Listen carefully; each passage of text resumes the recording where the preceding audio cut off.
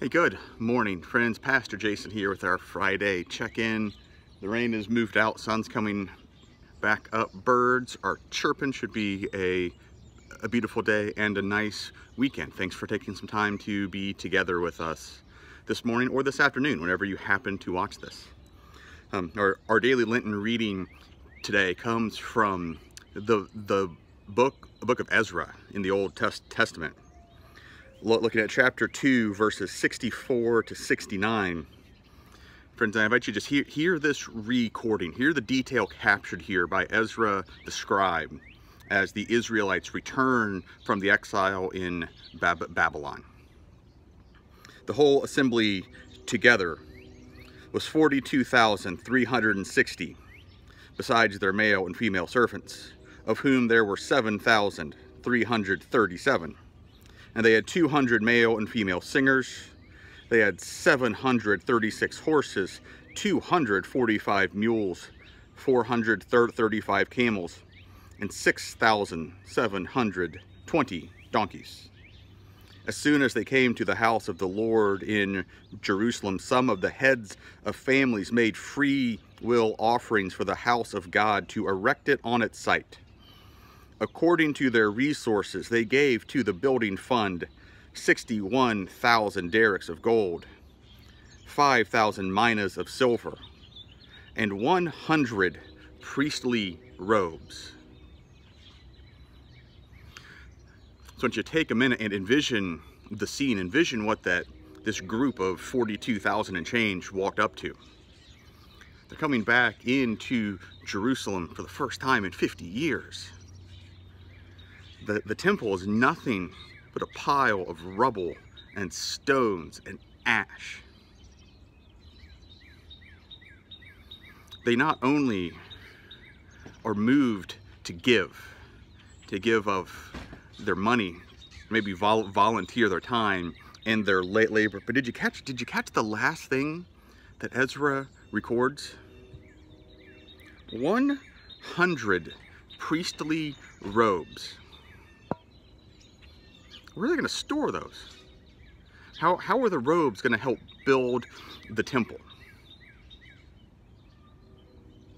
Why is that detail so important to Ezra, who clearly has a fine attention to detail, counting things right down to the last donkey?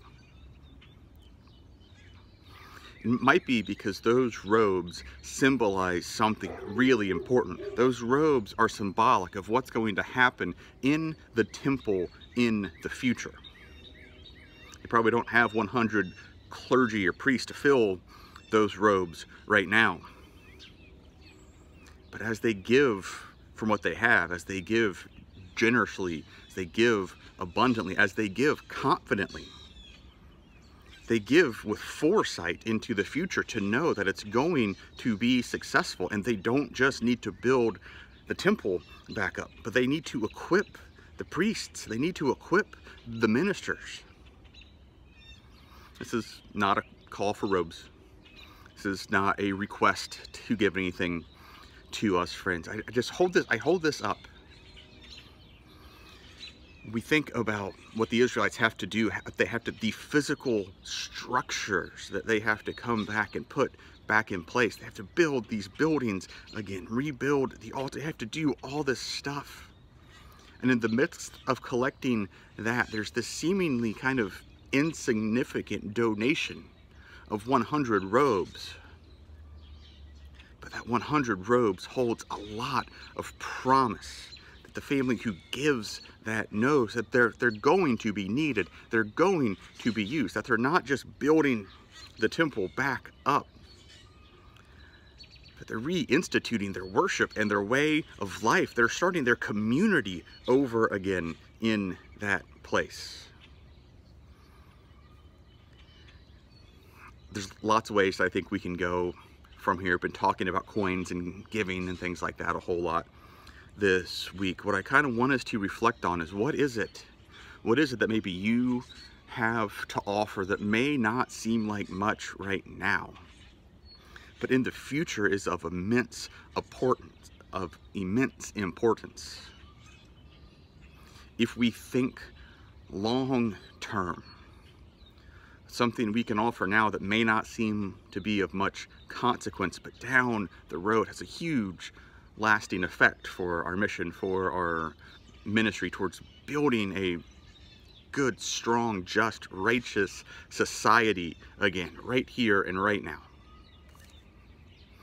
Ezra chapter 2, verses 64 through 69.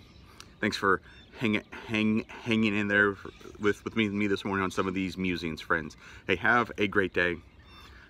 Yep, blessing bags going out tomorrow morning, hopefully in the parking lot if the weather cooperates, from 9 to 11 a.m. Worship on Sunday, friends. Spring is coming. Easter's coming, friends. We look forward to spending that time together with you. Friends, be safe and be well. Remember how much that you are loved.